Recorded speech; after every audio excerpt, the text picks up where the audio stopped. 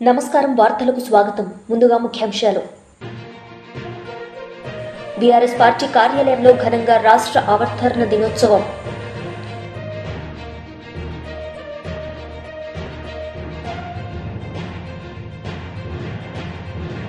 Senior జర్నలిస్టులపై దాడి, పత్రికా వర్గాల్లో కలకలం.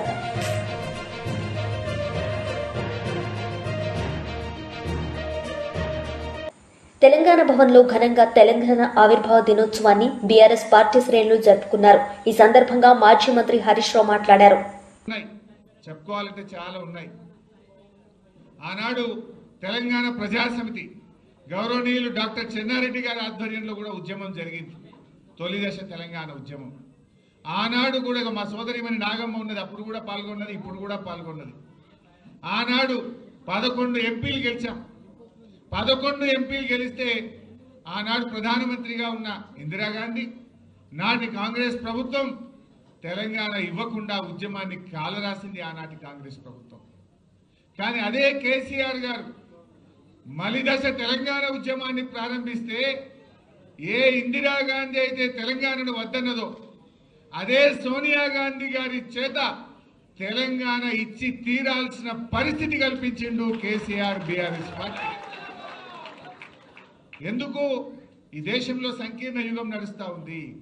ఈ సంకీర్ణ యుగంలో తప్పకుండా తెలంగాణ సాధ్యం అవుతుంది అని చెప్పి ఆయన ఎంతో వ్యూహంతో 14 ఏళ్లు నడిపించారు. పార్టీ పెట్టడమే కాదు, అనేక ఇబ్బందులు. ఆ రోజు చంద్రబాబు నాయుడు గారి చేతుల్లో కేంద్ర ప్రభుత్వం ఉండే ఢిల్లీలో ఆయన కత్తికి ఎదురులేని పరిస్థితి. ఇంకా 4 ఏళ్లు కేసీఆర్, ఆ రోజు ఇంకా 4 ఏళ్లు చంద్రబాబు నాయుడే ముఖ్యమంత్రిగా ఉండే పరిస్థితి. ఆ రోజుల్లో ఎవరు ధైర్యం చేయలే. కానీ కేసీఆర్ గారు అప్పటికే ఎన్డీఏ ప్రభుత్వం 3 కొత్త రాష్ట్రాలు ఏర్పాటు చేసింది. 2000 సంవత్సరంలో జార్ఖండ్, ఉత్తరాఖండ్, అదేవిధంగా ఉత్తరాంచల్ మరియు ఛత్తీస్గఢ్ 3 రాష్ట్రాలు ఏర్పడ్డాయి. ఈ 3 రాష్ట్రాలు ఏర్పడ్డాక తెలంగాణ ప్రజల్లో ఆశలు చిగురించినాయి. ప్రజలందరూ నాయకుడి కోసం ఎదురు చూశారు. జయశంకర్ సార్, చనిపోయిన బియ్యావుల జనార్దన్ రావు గారు కేసీఆర్ గారి దగ్గరకు వచ్చి మీరు లీడ్ చేయండి, మీరు పోరాటం చేయండి, మీ వెంట మేముంటామని చెప్పి వారందరూ కేసీఆర్ వైపు చూశారు.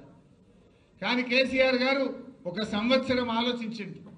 ఉద్యమం ప్రారంభిస్తే ఈ తాప మళ్ళా జెండా దించొద్దు, తెలంగాణ వచ్చేది ఉంటేనే మన ఉద్యమాన్ని ప్రారంభిద్దామని కొన్ని వేల గంటల మేధోమథనం చేసి చాలా ఒక నెలల తరబడి ఆలోచించి 2001లో బీఆర్ఎస్ పార్టీని పెట్టింది.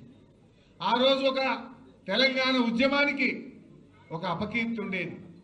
ఎవరికి పదవి రాకపోతే వాడు జై తెలంగాణ అంటాడు అనే ఒక అపకీర్తి ఉండేది. ఆ రోజు కేసీఆర్ గారు ఆలోచించి తన పదవులను, డిప్యూటీ స్పీకర్ పదవిని, ఎమ్మెల్యే పదవిని, తెలుగుదేశం పార్టీ రాష్ట్ర కార్యదర్శి పదవులను గడ్డిపోచల్లాగా పదవులు వదిలి ఉద్యమాన్ని ప్రారంభించిండు. ప్రజల్లో నమ్మకాన్ని కలిగించిండు. ప్రజలను ఒక్కతాటి మీదకి తెచ్చే ప్రయత్నం చేసిండు. ఇవాళ తెలంగాణ వచ్చిందంటే ప్రజలను సమీకరించడం, దేశంలోని పార్టీలను ఒప్పించడం, ఈ 2 కేసీఆర్ గారు చేసిండు. అంబేద్కర్ గారు సూచించిన మార్గం బోధించు, సమీకరించు, పోరాడు. అంబేద్కర్ చెప్పిన బాటలో నడిచిండు కేసీఆర్. గాంధీజీ గారు చూపిన అహింసాయుత మార్గంలో ఉద్యమాన్ని నడిపిండు కేసీఆర్. తెలంగాణ రాష్ట్రాన్ని సాధించిండు కేసీఆర్.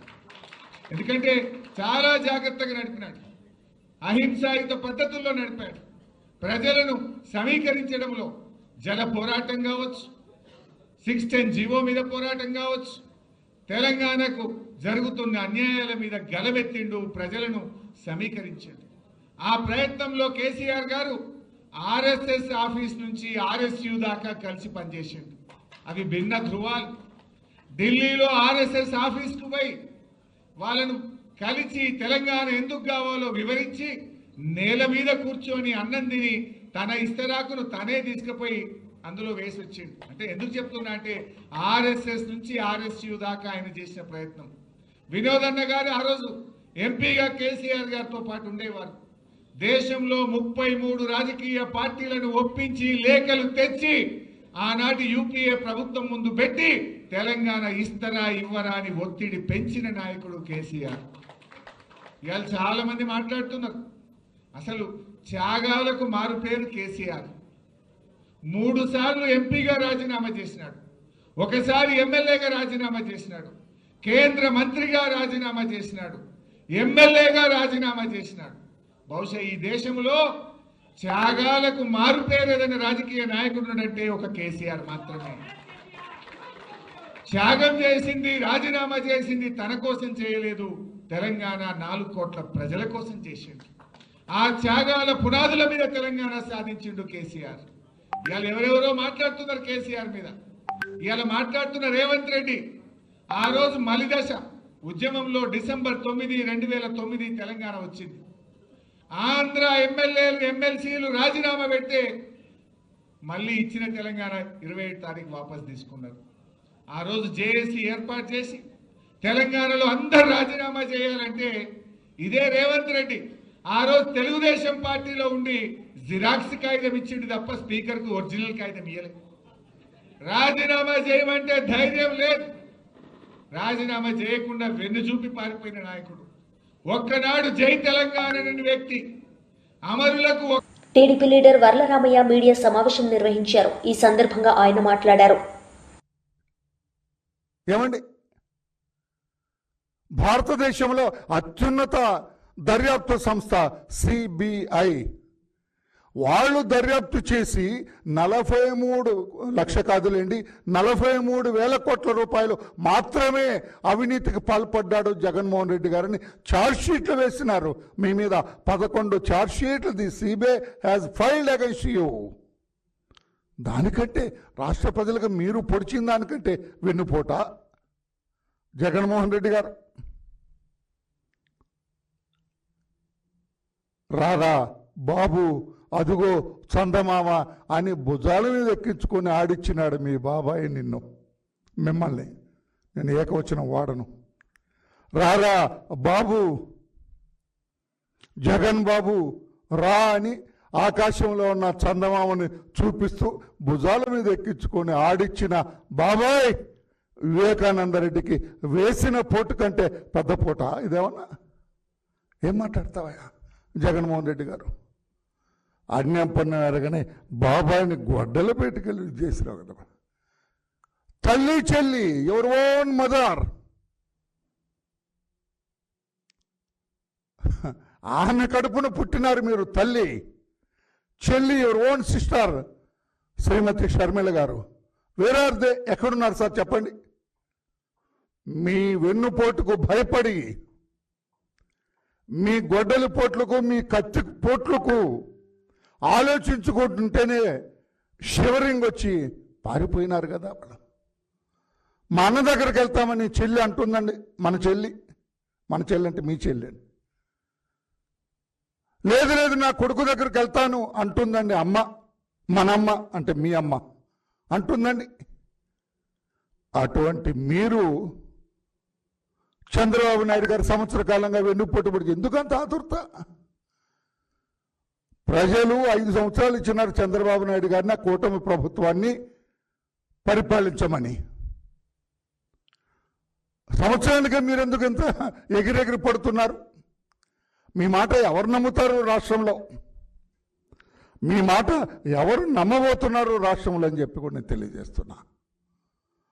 ప్రభుత్వం ఏర్పాటు చేసిన సంవత్సర కాలంలోనే చంద్రబాబు నాయుడు గారి ప్రభుత్వం 70% హామీలు అమలుపరిచింది. Mister Jagan, note this point. ప్రభుత్వం ఏర్పడి సంవత్సరం రేపు 4వ తారీఖుకి 70% అమలు చేసింది. వైసీపీ లీడర్ మీడియా సమావేశం నిర్వహించారు. ఈ సందర్భంగా ఆయన మాట్లాడారు. 6,363 దరఖాస్తులు రాగా వాటిలో 11,000 పేపర్లలో ఫలితాలు మారిపోయినాయి. ఎలా ఫలితాలంటే చూస్తే ఒక చాలా ఆశ్చర్యకరమైనటువంటి ఫలితాలు. ఉదాహరణకి జస్ట్ ప్రెస్ మీడియా కాబట్టి ఒక 2-3 కేస్ స్టడీస్ ఎగ్జాంపుల్స్ మనం చెప్పుకుందాం. కడప జిల్లాకు సంబంధించినటువంటి జమ్మలమడుగు నియోజకవర్గం, ఎర్రగుంట్ల మండలం, అందులో జిల్లా పరిషత్ ఉన్నత పాఠశాలలో 10వ తరగతి చదివినటువంటి గంగిరెడ్డి మోక్షిత అనేటువంటి స్టూడెంట్ ఒక సబ్జెక్ట్ ఫెయిల్ అయినట్టు మెయిన్ ఫలితాల్లో వచ్చింది. ఏది సోషల్ సాంఘిక శాస్త్రంలో ఫెయిల్ అయినట్టు. ఆమెకు మార్కులు ఎన్ని తెలుసా? తెలుగులో 96 వచ్చాయి, హిందీలో 82, ఇంగ్లీష్లో 84, మ్యాథమెటిక్స్ 83, సైన్స్లో 98 మార్కులు, సోషల్ స్టడీస్లో 21 మార్కులు మాత్రమే వచ్చినట్టు ఫలితాలు ప్రకటించారు. కేవలం 21 మార్క్స్. సరే, వీళ్ళకి ఉంది కాబట్టి, కొంచెం అవగాహన ఉంది కాబట్టి వాళ్ళ తండ్రి గంగిరెడ్డి మల్లేశ్వరరెడ్డి 1000 రూపాయలు రీవాల్యుయేషన్ ఫీజు కట్టి, అయ్యా మా పాపకు సంబంధించినటువంటి వీటిలో రీవెరిఫికేషన్ చేయాలనేటువంటిది దరఖాస్తు పెట్టాడు. పెట్టిన తర్వాత రివాల్యూ చేసిన అధికారులు రివాల్యూ చేసి ఫలితం ప్రకటించారు. అందులో 84 మార్కులు వచ్చాయి. 84 మార్కులు. ఇనిషియల్గా 21 మార్కులే వచ్చి ఫెయిల్ అయింది. కానీ రీవెరిఫికేషన్లో 84 మార్కులు వచ్చినాయి. అంటే ఆమెకి ఏకంగా 63 మార్కులు ఒక సబ్జెక్ట్లో 63 మార్కులు తక్కువ వేసేసి ఇచ్చారు రాసినటువంటి వాటి ఫలితంలో. సో ఇంకొక కొంతమంది చూద్దాం, వాళ్ళ పత్రికలు చూద్దాం, ఎల్లో పత్రికలు చూద్దాం, రికార్డ్స్ ప్రకారం చూద్దాం. వీటిలో ఈ బాపట్ల జిల్లాకు సంబంధించినటువంటి కొల్లూరు ఉన్నత పాఠశాలలో చదివింది ఒక తేజస్విని అనేటువంటి విద్యార్థిని. 5 సబ్జెక్టులలో 90 పైకి వచ్చాయి. ఈవిడ కూడా ఒక్క సోషల్ స్టడీస్లో 23 వచ్చాయి. ఫెయిల్ అయినట్టు ప్రకటించారు. వాళ్ళు కొంచెం అవగాహన ఉంది కాబట్టి రీవెరిఫికేషన్కి అప్లై చేశారు. రీవెరిఫికేషన్ ఎన్ని వచ్చాయి తెలుసా? 96 మార్కులు. రీవెరిఫికేషన్లో 96 మార్కులు. ఇనిషియల్గా 23 మార్కులు వచ్చి ఫెయిల్ చేశారు. ఇప్పుడు 96 మార్కులు వచ్చేసేసి ఉత్తీర్ణురాలైంది. ఇంకొకటి చూద్దాం. కర్నూలు జిల్లాకు సంబంధించినటువంటి సి బెలగల మండలం సంఘాల ఉన్నత పాఠశాల. ఆ పాఠశాల ప్రేమ వర్షకి సోషల్ స్టడీస్లో 77 మార్కులు వచ్చాయి. ఆమె మంచి ఇంటెలిజెన్స్, వాళ్ళ నాన్న అందరూ కూడా లేదు మా పాప తక్కువ వచ్చాయని మళ్ళీ రీవెరిఫికేషన్ చేస్తే అందులో దీనికి సంబంధించినటువంటి 93 మార్కులు. ఎంపీ ఈటెల రాజేందర్ మీడియా సమావేశం నిర్వహించారు. ఈ సందర్భంగా ఆయన మాట్లాడారు. చనిపోవడం పరిష్కారం కాదు.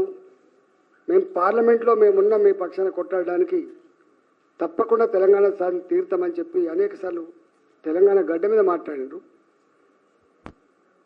ఇవాళ శ్రీకాంతాచారి, పోలీస్ కృష్ణయ్య, ఉస్మానియా క్యాంపస్లో యాదయ్య, ఇషాన్ రెడ్డి, వేణుగోపాల్ రెడ్డి, అనేక మంది, చివరికి యాదిరెడ్డి, రంగారెడ్డి జిల్లా యువకుడు యాదిరెడ్డి పార్లమెంట్ పక్కకే చెట్టుకు ఊరేసుకొని చనిపోతే ఆనాడు పార్లమెంట్లో సుష్మా స్వరాజ్ గారు మాట్లాడిన మాటలు ఇప్పటికీ మనకు యాదికొస్తాయి. ఎందుకు నానుస్తా ఉన్నారు? ఎందుకు బిల్లు పెట్టట్లేదు? మీకున్న అభ్యంతరాలేండి? ఎంతమంది చనిపోతే బిల్లు పెడతారని చెప్పి ఆనాడు కాంగ్రెస్ ప్రభుత్వం మీద నిప్పులు జరిగినటువంటి నాయకురాలు సుష్మా స్వరాజ్ గారు. అందుకే తెలంగాణ సమాజం ఆమెను ఎప్పుడు కూడా తెలంగాణ చిన్నమ్మగా పిలుచుకుంటారు. ఏ ఉద్యోగాల కోసం, ఏ నీళ్ల కోసం, ఏ నిధుల కోసం అయితే తెలంగాణ సమాజం ఉద్యమం చేసిందో దానికి మించి సామాజిక తెలంగాణ కావాలి, ప్రజాస్వామికమైన తెలంగాణ కావాలి. ఇవాళ ఆ రెండు నినాదాలుగా మిగిలిపోయినాయి. సామాజిక తెలంగాణ లేదు, ప్రజాస్వామిక తెలంగాణ లేదు. కేసీఆర్ గారి నాయకత్వంలో 9.5 సంవత్సరాల పరిపాలన కొనసాగితే ఎట్లా ప్రజాస్వామ్య హక్కులు కాలు రాయబడ్డాయో, నియంతృత్వ పోకడలు రాజ్యమేలినాయో, ఎట్లా ఒక కుటుంబం చేతిలో పరిపాలన బందీ అయిందో అదంతా మనం చూసినాం. మనం మార్పు కావాలని కోరుకుంది కాబట్టి అప్పుడు మళ్ళీ ఈ కాంగ్రెస్ పార్టీ అధికారం వచ్చింది. సంవత్సరాల గడుస్తుంది. ఎన్ని హామీలు ఇచ్చిందంటే తెలంగాణ ఇచ్చింది మేమే, ఛాంపియన్లు మేమే అని చెప్పేటువంటి రేవంత్ రెడ్డి బాధ్యత మేనిఫెస్టోలో పెట్టిండు. 25,000 రూపాయలు అమరవీరుల కుటుంబాలకు 25,000 రూపాయలు పెన్షన్ రూపంలో ప్రతి నెల ఇస్తామని చెప్పిండ్రు. అమరవీరుల కుటుంబంలో ఒకరికి ఉద్యోగం ఇస్తామని చెప్పిండ్రు. తెలంగాణ 69 ఉద్యమంలో కావచ్చు, 2001 తర్వాత జరిగిన ఉద్యమంలో కావచ్చు, ఎవరెవరైతే జైలుకు పోయినరో, కేసులు పెట్టబడ్డాయో, 4 ఫ్రంట్ నుండి పోరాటం చేసినరో 250 గజాలు జాగిస్తా అని చెప్పిండ్రు. ఇంతవరకు ఉద్యోగం వేయలే అమరవీరుల కుటుంబాలకు, 25,000 రూపాయల పెన్షన్ మొదలుపెట్టలే, 250 గజాల జాగ మొదలుపెట్టలే.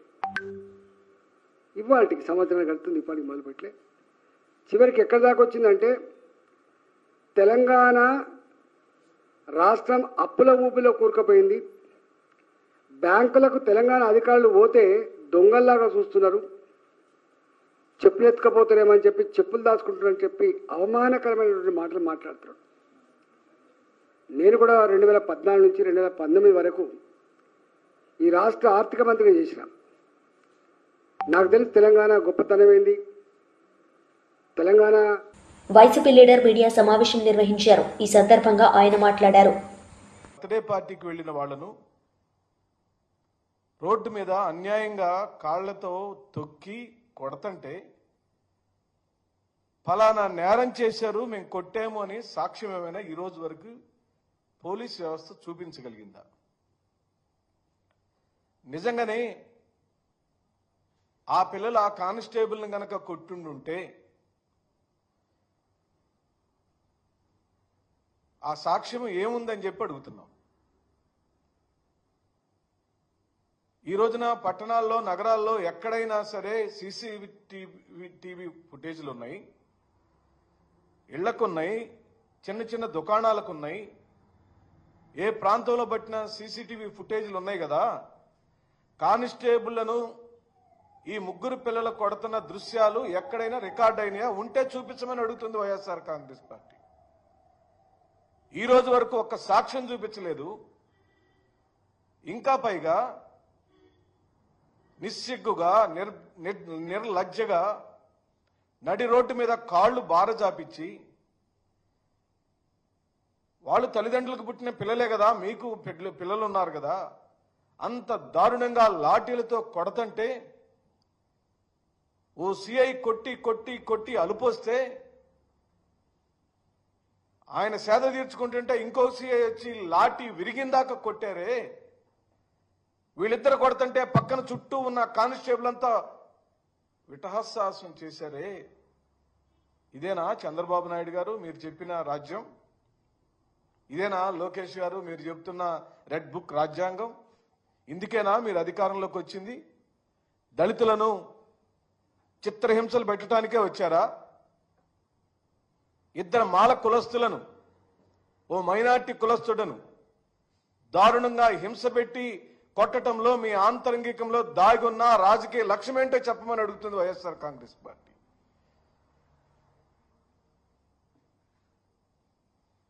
మీ ఉద్దేశం ఏమిటి? వైఎస్ఆర్ కాంగ్రెస్ పార్టీకి మద్దతుకున్న ఏ కులం ఈ రాష్ట్రంలో ఉండటానికి వీల్లేదా? జగన్మోహన్ రెడ్డి గారితో మేలు పొందిన ఈ సామాజిక వర్గాలు, ఈ దళిత కులాలు జగన్మోహన్ రెడ్డి గారికి అండగా ఉండటం మీకు ఇష్టం లేదా? ఓ ఇష్టం లేదు కాబట్టి, నీ దగ్గర రాజ్యాధికారం ఉంది కాబట్టి ఆ రాజ్యాంగ అధికారాన్ని ఉపయోగించుకొని దళిత మైనార్టీ వర్గాలను బూటుకాళ్లతో తొక్కుతూ లాఠీలతో కొడతావా? కొట్టి ఇంక పైగా దాన్ని సమర్థించుకుంటావా? ఛీ, ఇదేం రాజ్యం అండి? ఇదేనా రాజ్యం? ఇందుకైనా మీకు అధికారం కావాలి? ఎవరు అడిగారు నీ అధికారం? ఏం చేయగలిగావు? 12 నెలల కాలంలో, 360 రోజుల కాలంలో 360 మందిని చిత్రహింసలు పెట్టావు. కానీ 360లో 36 మంచి పనులు చేశావా? ఆ పనులు ఏముంటే చెప్పు. చెప్పటానికి ఒక మంచి పని లేదు. ఒక్కరికొక మేలు చేసిన దాఖలాలు లేవు. నందిగం సురేష్ మీద డబుల్ కేసులు, మీరు నాగార్జున మీద తప్పుడు కేసులు, ఆదిమూలపు సురేష్ మీద కేసులు, మన నందిగం ఎమ్మెల్యే గారు వాళ్ళ తమ్ముడి మీద కేసులు. వార్తలు ముగించే ముందు ముఖ్యాంశాలు మరోసారి. బీఆర్ఎస్ పార్టీ కార్యాలయంలో ఘనంగా రాష్ట్ర అవతరణ దినోత్సవం.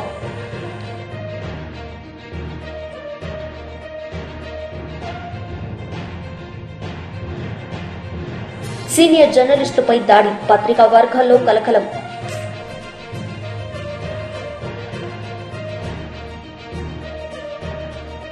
ఈ వార్తలు ఇంతటితో సమాప్తం. తిరిగి ప్రసారమయ్యే వార్తల్లో మళ్ళీ కలుద్దాం. అంతవరకు సెలవు. నమస్తే.